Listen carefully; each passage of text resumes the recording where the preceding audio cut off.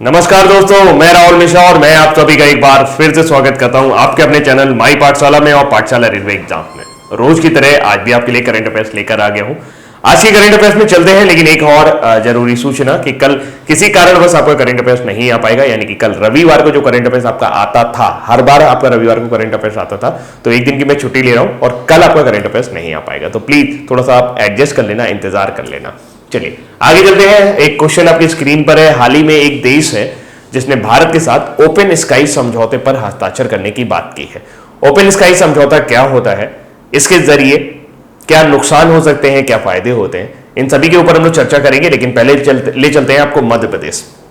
2 दिन पहले मैंने आपको बताया था कि मध्य प्रदेश में एशिया का सबसे बड़ा सोलर पावर प्लांट लगने जा रहा है। एशिया का सबसे बड़ा solar power plant on the basis of production तो ये नहीं है, लेकिन जितना एरिया में ये बना है, यानी कि लगभग 1590 एकड़ में इसको बनाया गया है, उस बेसिस पर ये एशिया का सबसे बड़ा प्लांट है। जो एशिया का सबसे ज्यादा उत्पादन वाला प्लांट है वो चाइना के पास है, लगभग 850 मेगावाट उससे बिजली उत्पन्न होता है। ये जो प्लांट लग रहा है रीवा में, मध्य प्रदेश में एक जगह है रीवा, जिला है रीवा। रीवा से 25 किलोमीटर दूर एक जगह है गुड़, वहां पर इस प्लांट को लगाया गया है और 1590 एकड़ में ये प्लांट फैला हुआ है। इसमें बिजली उत्पादन की 3 यूनिट लगी हुई है जो 250 मेगावाट की उत्पादन करेंगी, जिसके जरिए 750 मेगावाट कुल उत्पादन सामने आएगा। प्रधानमंत्री नरेंद्र मोदी जी ने अभी हाल ही में इसका उद्घाटन किया। प्रधानमंत्री नरेंद्र मोदी जी ने 10 जुलाई 2020 को वीडियो कॉन्फ्रेंसिंग के जरिए मध्य प्रदेश के रीवा में स्थापित 750 मेगावाट की सौर परियोजना राष्ट्र को समर्पित की है। मध्य प्रदेश के रीवा जिले में एशिया का सबसे बड़ा सौर ऊर्जा संयंत्र स्थापित किया गया है। सोलर प्लांट से मध्य प्रदेश के लोगों को, उद्योगों को तो बिजली मिलेगी ही, साथ साथ दिल्ली मेट्रो को भी इससे लाभ होगा। प्रधानमंत्री नरेंद्र मोदी ने मध्य प्रदेश के सामर्थ्य पर विश्वास जताया और कहा कि यह विश्व की सुरक्षा का नींव है जो रीवा में रखा गया है, क्योंकि पर्यावरण की स्वच्छता में इसका अहम योगदान होगा। मध्य प्रदेश के रीवा जिला मुख्यालय 25 किलोमीटर दूर गुड़ में 1590 एकड़ का सोलर प्लांट लगाया गया है। यह Rewa ultra mega solar limited, MP ऊर्जा विकास निगम लिमिटेड और भारत की सौर ऊर्जा निगम की एक ज्वाइंट वेंचर है। प्लांट के अंदर सौर ऊर्जा से बिजली उत्पादन के लिए 3 यूनिट है। तीनों इकाइयों से 250 मेगावाट की बिजली का उत्पादन किया जाएगा। तो जैसा कि मैंने आपको बताया, तो एशिया का सबसे बड़ा सोलर पावर प्लांट कहां पर है, यह आपका मध्य प्रदेश के रीवा जिले में इसका उद्घाटन हुआ। अगली जानकारी है हिमालय में पाई जाने वाली एक बड़ी तितली जिसका नाम है गोल्डन बर्ड विंग। इसको हाल ही में भारत की सबसे बड़ी तितली का दर्जा प्राप्त हुआ है। मादा गोल्डन बर्ड विंग उत्तराखंड के दीदी हाट में, जबकि नर गोल्डन बर्ड विंग मेघालय के शिलांग में वानखर तितली संग्रहालय में पाई गई है। गोल्डन बर्ड विंग का वैज्ञानिक नाम ट्रॉइडस एकस है। क्या याद रखना है, भारत की सबसे बड़ी तितली का नाम क्या है? भारत की सबसे बड़ी तितली है गोल्डन बर्ड विंग। याद करना भी आसान है, देखकर भी थोड़ा सा पहचान जाएंगे कि इसके पंखों में थोड़ा सा सुनहरापन होता है, तो आप उससे गोल्डन समझ सकते हैं। तो गोल्डन बर्ड विंग है। इसके पंखों की जो चौड़ाई होती है वो 194 मिलीमीटर तक होती है, जिसकी वजह से इसे सबसे बड़ी तितली कहा जा रहा है। इस प्रजाति में पंखों की लंबाई 194 मिलीमीटर तक होती है। तितली की यह प्रजाति उत्तर पूर्व, गढ़वाल से उत्तर पूर्व राज्य तथा ताइवान, चीन आदि में भी पाई जाती है। इससे पहले साउथ बर्ड विंग को भारत की सबसे बड़ी तितली होने का दर्जा प्राप्त था। गोल्डन बर्ड विंग को 88 वर्षों बाद भारत की सबसे बड़ी तितली के रूप में खोजा गया है। इससे पहले भारत की सबसे बड़ी तितली होने का दर्जा 1932 में प्रदान किया गया था दक्षिणी बर्ड विंग को, जो कॉमन बर्ड विंग की उप प्रजाति है। इस प्रजाति का नाम ट्रॉइडस माइनस होता है और दक्षिणी बर्ड विंग के पंखों की लंबाई 140 से 190 मिलीमीटर तक हो सकती है। यह गोवा से लेकर केरल तक आपको देखने को मिल जाएगी। यह आपको सदर्न रीजन में देखने को मिलती है, इसीलिए इसको साउथ बर्ड विंग कहा जाता है। और गोल्डन बर्ड विंग हमें गढ़वाल टाइप पर, यानी कि ये नॉर्थ रीजन में मिल रही है, इसलिए इसको गोल्डन बर्ड विंग कहा जा रहा है। तो अब भारत की सबसे बड़ी तितली कौन सी होगी? Golden bird wing. अगली जानकारी तक चलते हैं। ऑपरेशन समुद्र सेतु अब पूरी तरीके से समाप्त हो गया है। वंदे भारत अभियान और ऑपरेशन समुद्र सेतु प्रवासी भारतीयों को लॉकडाउन के दौरान भारत वापस लाने वाली योजनाएं थी, जिसमें वंदे भारत अभियान आपका वायुसेना द्वारा चलाया गया था, जबकि ऑपरेशन समुद्र सेतु आपका नौसेना द्वारा चलाया गया था। और अब यह अभियान पूरी तरीके से समाप्त हो चुका है। कोविड-19 महामारी के दौरान भारतीय नागरिकों को विदेश से वापस लाने के प्रयासों के तहत 5 मई 2020 को शुरू किया गया ऑपरेशन समुद्र सेतु का समापन हो गया है। ध्यातव्य है कि इस ऑपरेशन के तहत अब तक समुद्री मार्ग से कुल 3,992 भारतीय नागरिकों को वापस लाया गया है। इस ऑपरेशन में भारतीय नौसेना के INS Jalashwa, INS Airavat, INS Shardul, INS Magar ने हिस्सा लिया था। भारतीय नौसेना का यह ऑपरेशन 55 दिन तक चला और इस दौरान समुद्र में 23,000 किलोमीटर से अधिक की दूरी तय की गई है। भारतीय उल्लेखनीय है कि भारतीय नौसेना ने इससे पूर्व वर्ष 2006 में ऑपरेशन सुकून और वर्ष 2015 में ऑपरेशन राहत के तहत इसी प्रकार के निकासी अभियान चलाए थे। वर्तमान समय में भारतीय नौसेना के अध्यक्ष जो हैं वो हैं करमबीर सिंह। अगली जानकारी है BRO यानी कि बॉर्डर रोड ऑर्गेनाइजेशन के प्रयासों के फलस्वरूप 6 नए पुलों का उद्घाटन किया गया है। ये सभी 6 नए पुल जम्मू कश्मीर सेक्टर में हैं। केंद्रीय रक्षा मंत्री राजनाथ सिंह ने 9 जुलाई 2020 को वीडियो कॉन्फ्रेंसिंग के माध्यम से सीमा सड़क संगठन द्वारा 6 नए पुलों का उद्घाटन किया। ये 6 पुल लगभग 43 करोड़ की लागत से बनाए गए हैं।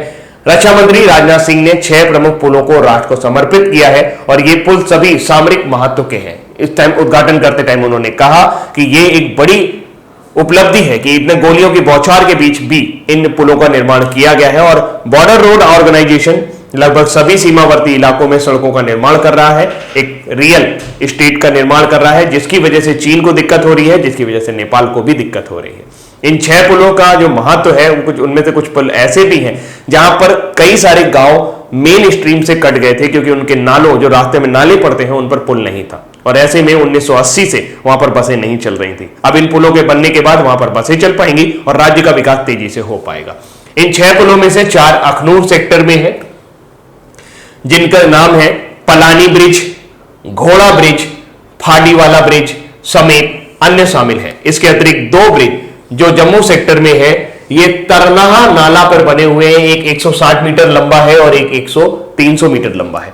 जो 160 मीटर तरनाहा ब्रिज है, इसको बनाने में लगभग 10 करोड़ का खर्च आया है और जो तरनाहा 2 ब्रिज है जो 300 मीटर लंबा है, इसको बनाने में लगभग 16 करोड़ का खर्च आया है। इसके अलावा पलवान ब्रिज, घोड़ा वाला ब्रिज और पहाड़ी वाला ब्रिज और पनियाली ब्रिज जो है, ये 6 अलग अलग पुल हैं जिनका निर्माण अभी हाल ही में जम्मू कश्मीर में किया गया। जो तस्वीर आप देख पा रहे हैं, मैंने बिना बताए आप पहचान गए होंगे, ये है प्रियंका चोपड़ा। प्रियंका चोपड़ा ने अभी बताया कि उन्हें अंतरराष्ट्रीय फिल्म महोत्सव, टोरंटो अंतरराष्ट्रीय फिल्म महोत्सव 2020 के एम्बेसडर के रूप में चुना गया है। तो प्रियंका 50 प्रतिष्ठित फिल्म निर्माताओं और अभिनेताओं की सूची में शामिल है जिन्हें TIFF यानी कि टोरंटो इंटरनेशनल फिल्म फेस्टिवल के राजदूत के रूप में आमंत्रित किया गया है। त्योहार और महामारी के मद्देनजर डिजिटल स्क्रीनिंग और आभासी लालकालीन के जरिए ये किया जाएगा। यानी कि ये जो फेस्टिवल है, टोरंटो फिल्म फेस्टिवल है, ये महामारी की वजह से इस बार वर्चुअली आयोजित किया जा रहा है और इसमें रेड कारपेट का एक रोल होता है। मतलब कि सभी जो सेलिब्रिटी आते हैं वो रेड कारपेट के ऊपर चलकर जाते हैं और अपनी फोटो वगैरह खिंचाते हैं। तो यहां पर रेड कारपेट जो होगा वो भी वर्चुअली दिखाया जाएगा। यह सितंबर 10 से यानी 10 से 19 सितंबर 2020 को आयोजित किया जाएगा। अगली जानकारी है, ये है अमित पंघाल अंतरराष्ट्रीय मुक्केबाजी संघ AIBA द्वारा जारी नवीनतम विश्व रैंकिंग के अनुसार विश्व चैंपियनशिप के रजत पदक विजेता मुक्केबाज अमित पंघाल पुरुषों के 52 किलोग्राम भार वर्ग में नंबर 1 स्थान पर आए हैं। वह रैंकिंग में नंबर 1 स्थान का दावा करने वाले एकमात्र भारतीय हैं। जबकि भारतीयों, अगर महिलाओं की बात करें तो महिलाओं में दूसरा स्थान हासिल किया है मंजू रानी ने, जो विश्व की रजत पदक विजेता हैं और 48 किलोग्राम पर रही। तो अंतरराष्ट्रीय मुक्केबाजी संघ द्वारा जारी विश्व रैंकिंग में सर्वश्रेष्ठ मुक्केबाज में अमित पंघाल पुरुषों के 52 किलोग्राम भार वर्ग में नंबर 1 पर है।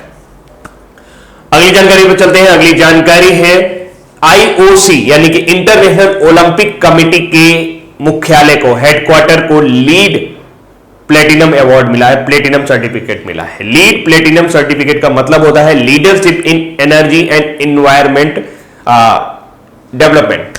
तो इस तरह डिजाइन, माफी चाहूंगा, लीड का मतलब है, यहां पर लीड है, मैं थोड़ा सा भूला, हल्का सा भटका। तो लीड का फुल फॉर्म है leadership, leader in environment and engineering design, leader in environment and engineering design. हो सकता है एनवायरमेंट पहले हो, इंजीनियरिंग बाद में हो, इसको थोड़ा सा टैली कर लेना। तो ये देखा जाए तो ये सर्टिफिकेशन केवल उन्हीं बिल्डिंग्स को मिलता है जो तकनीकी रूप से सक्षम होती हैं और पर्यावरण के रूप से सहायक होती हैं। मतलब उनके अंदर जो भी उनका उपभोग है, बिजली लग रही है या जो भी उनका कचरा निकल रहा है, उन सभी में वो रिसाइकलिंग का प्रोसेस रखते हैं। बिजली में भी वो इस तरह से खपत कम करते हैं कि सौर ऊर्जा से पूरी बिजली लेते हैं। मतलब वो पर्यावरण फ्रेंडली होना चाहिए पूरा।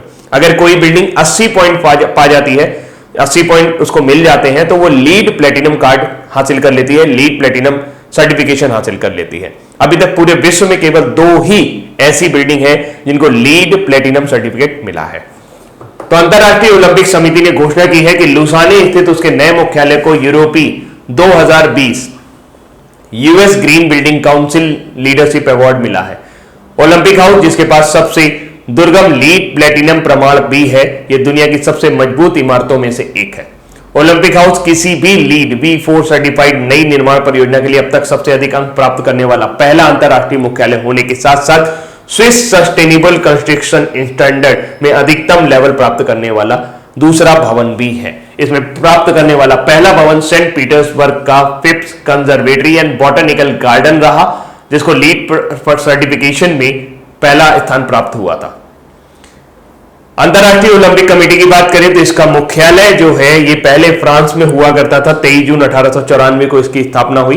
पिछले साल इसका मुख्यालय लुसाने स्विट्जरलैंड में ट्रांसफर किया गया। इसके वर्तमान समय में हेड है थॉमस वॉक। इस ओलंपिक हाउस का उद्घाटन पिछले साल 23 जून को हुआ था, जो स्थिरता के लिए आईओसी की मजबूत प्रतिबद्धता का प्रतीक है।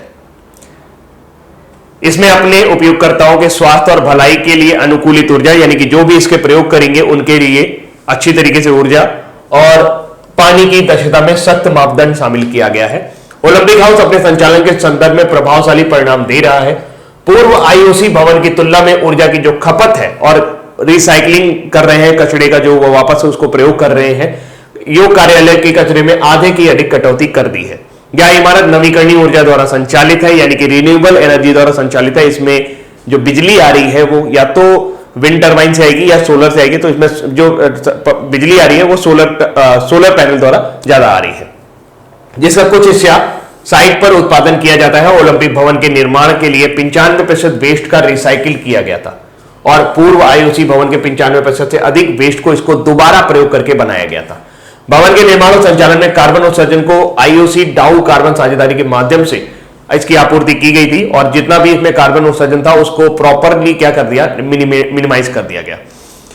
यूरोपियन USGBC यानी कि European US green building council leadership award क्या है, ये USGBC द्वारा इस पुरस्कार की घोषणा की गई थी, जिसे दुनिया भर के क्षेत्रों में स्थायी, स्वस्थ और लचीली इमारतों, यानी कि जो भी आपकी ऐसी इमारतें हो सकती हैं जिनमें आप इमारतों में सुविधाओं के साथ साथ आप उसमें पर्यावरण फ्रेंडली भी चीजें कर सकते हैं, इन्वायरमेंट फ्रेंडली चीजें भी कर सके, तो उसको अवार्ड करने के लिए, उसको समर्थन करने के लिए इस तरह के अवार्ड की घोषणा की गई थी। और लीड जो है ये उसका सर्टिफिकेशन है, जिसको लीड सर्टिफिकेट मिलता है, यानी कि वो इन्वायरमेंट फ्रेंडली इमारत है। अगली जानकारी है, ये क्वेश्चन आपकी स्क्रीन पर था कि हाल ही में संयुक्त अरब अमीरात ने भारत के साथ एक ओपन स्काई समझौता यानी कि ओपन स्काई एग्रीमेंट करने की बात की है। अब जाहिर सी बात है, ओपन स्काई से ही समझ में आ जाता है कि कोई बाउंड्री नहीं, आप जितना मन चाहे उतनी उड़ानें कर सकते हैं। लेकिन ऐसे में जब आप कई देशों की एयरलाइंस को कहते हो कि आप यहां पर उड़ान भर सकते हो, तो ऐसे में भारत की जो एयरलाइंस है उनके लिए कहीं ना कहीं एक प्रतिस्पर्धी बाजार उभरता है और उनके लॉस में जाने के चांसेस ज्यादा होते हैं। इसके लिए उन्होंने थोड़ा सा एक रिलीफ देते हुए संयुक्त अरब अमीरात ने कहा है कि हम जरूर ओपन स्काई समझौता करेंगे, लेकिन हम 5th एंड 6th नंबर की जो फ्रीडम ऑफ एयर है हम उसे आपके लिए नहीं यूज करेंगे। हम उसे जो करेंगे मतलब हम उसको हटा करके आपका यूज करेंगे, हम उसको पालन करने के इच्छुक नहीं है। फ्रीडम ऑफ एयर आप समझ सकते हैं, एक सर्टेन रूल एंड रेगुलेशन होता है, प्रोटोकॉल होता है, जो दो देशों के बीच में पालन किया जाता है जब उन्हें हवाई रूट शेयर करते हैं। इसका मतलब यह होगा कि फ्रीडम 5 एंड 6 पर हम बाद में जाएंगे, थोड़ा सा यहां देख लेते हैं। तो हाल ही में संयुक्त अरब अमीरात ने भारत के साथ एक खुला आकाश समझौता ओपन स्काई समझौता किया है। ओपन स्काई समझौते दोनों देशों के मध्य एक द्विपक्षीय समझौता होता है, जिसके तहत दोनों देश अंतरराष्ट्रीय यात्री और कार्गो सेवा प्रदान करने के लिए अपनी अपनी एयरलाइंस के लिए अधिकार प्रदान करने के लिए आपस में बातचीत करते हैं। यह अंतरराष्ट्रीय यात्री और कार्गो उड़ानों के विस्तार को बढ़ावा देता है। भारत ने 109 देशों के साथ वायु सेवा समझौता किया हुआ है, यानी कि एयर सर्विस एग्रीमेंट किया है, जिनमें संयुक्त अरब अमीरात भी शामिल है। वायु सेवा समझौते में क्या होता है कि जो नंबर ऑफ एयरलाइंस होंगी या नंबर ऑफ फ्लाइट्स होंगी वो रिजर्व होती है, मतलब कि इतनी ही उड़ान आप कर सकते हो, इससे ज्यादा नहीं करोगे।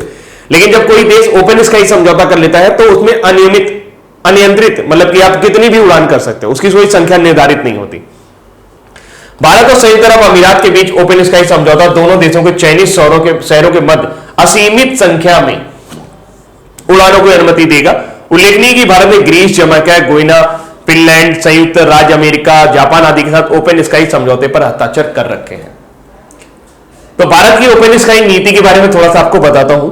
भारत सरकार की वर्ष 2016 की राष्ट्रीय नागरिक उड्डयन नीति दक्षिण एशियाई क्षेत्रीय सहयोग संगठन देशों के साथ साथ नई दिल्ली से 5000 किलोमीटर के दायरे में जितने भी देश आएंगे, दिल्ली से 5000 किलोमीटर के दायरे में जितने भी देश आएंगे उनके साथ भारत की ओपन स्काई नीति अपने आप ही है। इसका तात्पर्य यह है कि नई दिल्ली से 5000 किलोमीटर की दूरी वाले देश एक द्विपक्षीय समझौता कर सकते हैं और आपस में इन उड़ानों की संख्या निर्धारित कर सकते हैं, जिससे उनकी एयरलाइन दोनों देशों के बीच में संचालित हो सकती है। उल्लेखनीय है कि भारत ने ग्रीस, जमैका, गुयाना, फिनलैंड, संयुक्त राज्य अमेरिका, जापान आदि के साथ ओपन स्काई समझौता किया है। ऐसे में संयुक्त अरब अमीरात से एक बयान आया कि हम फ्रीडम ऑफ एयर यानी कि 5वीं और 6ठी क्लॉज का पालन नहीं करना चाहते, हम उसका प्रयोग नहीं करना चाहते। तो अब मैं आपको थोड़ा सा बता देता हूं। फ्रीडम ऑफ एयर की बात करें तो ये प्रोटोकॉल्स हैं जिनको दो देश आपस में सहमत हो जाते हैं कि हम 1, 2, 3, 4 आपको जो परमिशन मिलेगी वो 1, 2, 3, 4 की मिलेगी, 5 और 6 को परमिशन आपको नहीं मिलेगी।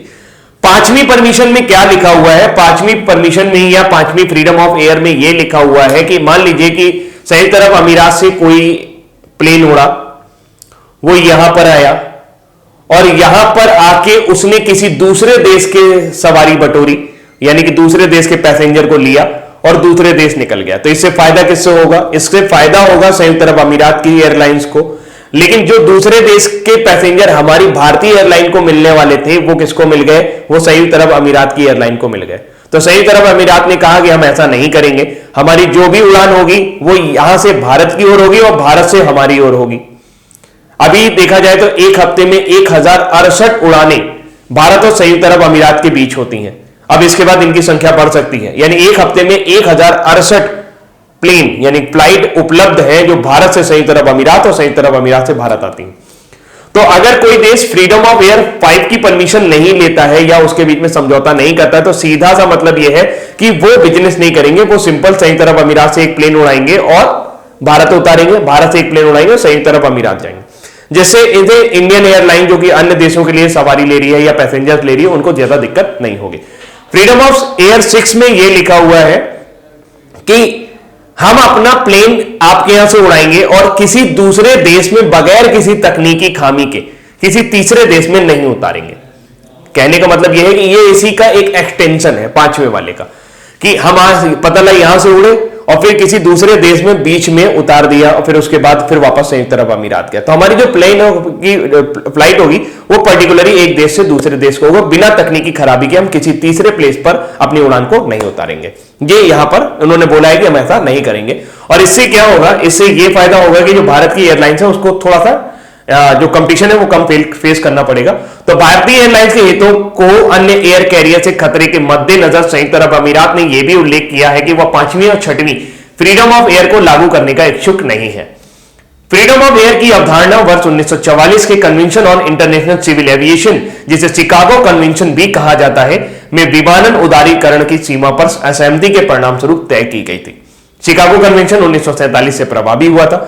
फ्रीडम ऑफ एयर एक वाणिज्यिक विमानन अधिकारी को एक समूह होता है जो किसी देश के एयरलाइनों को किसी अन्य देश के हवाई क्षेत्र में प्रवेश करने व उतरने के विशेषाधिकार प्रदान करता है।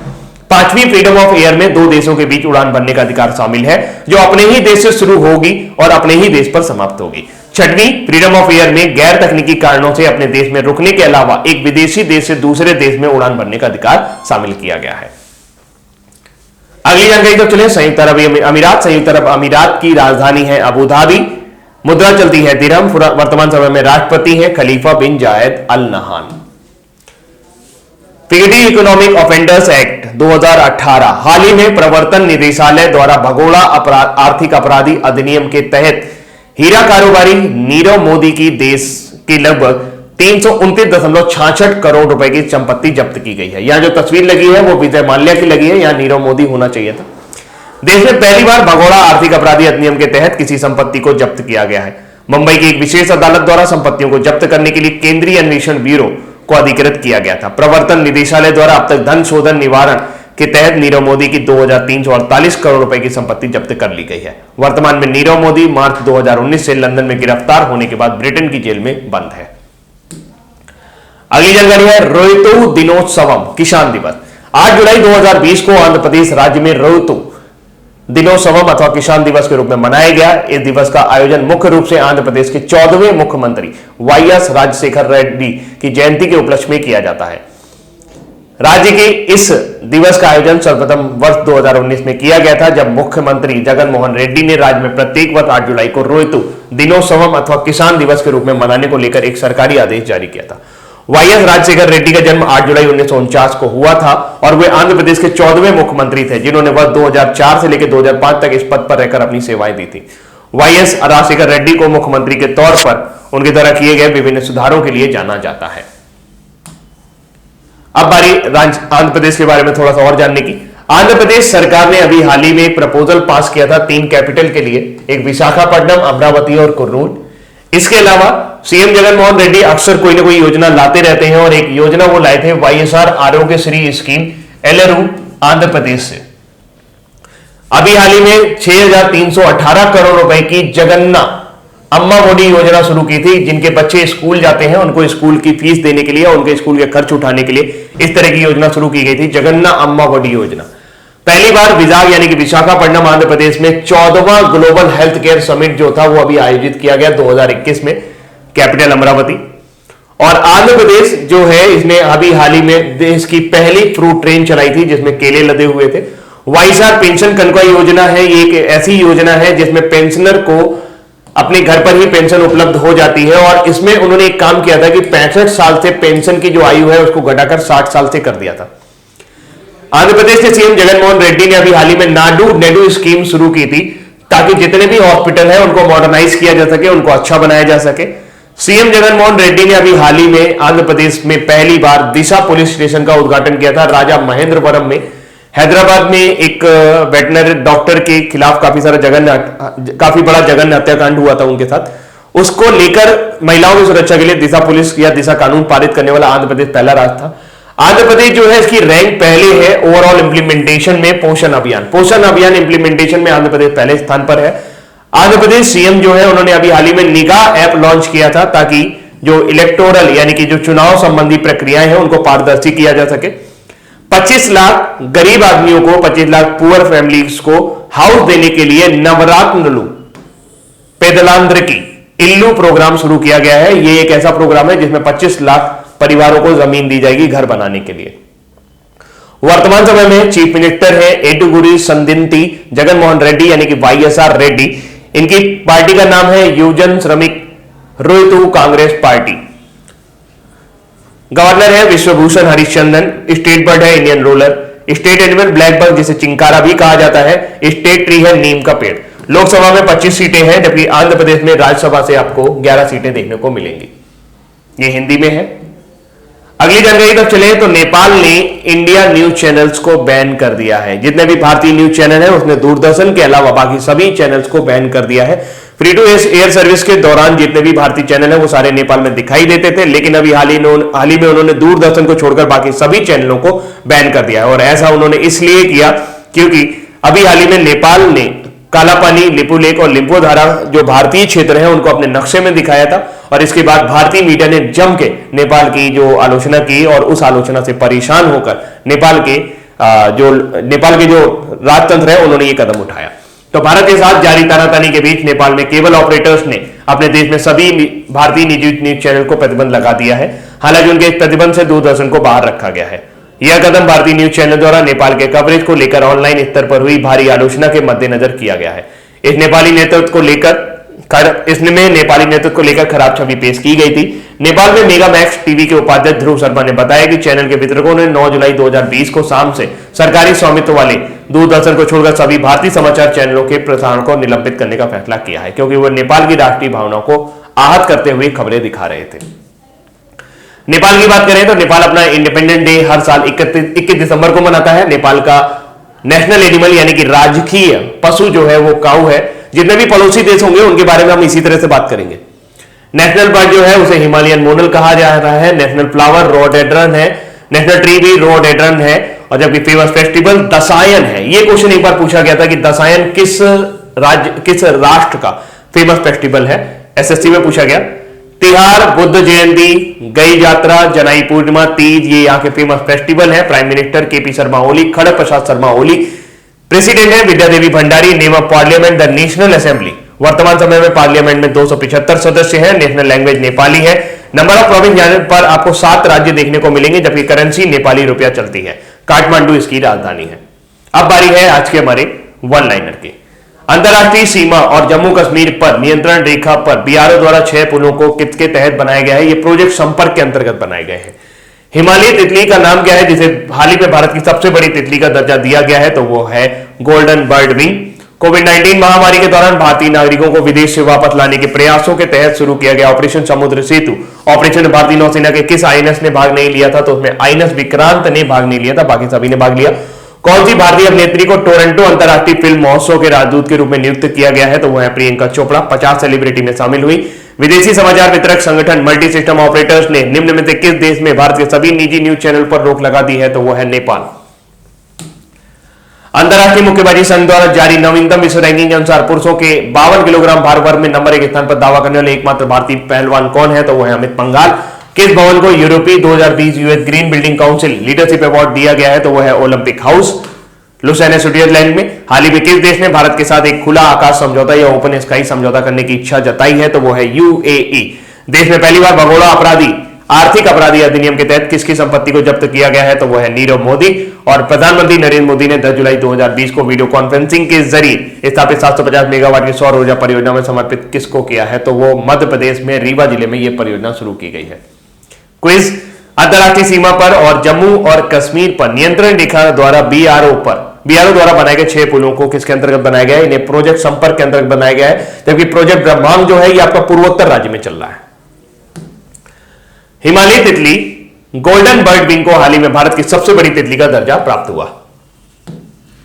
ऑपरेशन समुद्र सेतु ऑपरेशन में भारतीय नौसेना के आईएनएस विक्रांत को छोड़कर बाकी तीनों ने भाग लिया था। उसमें एरावत, जलाश, शार्दुल, मगर।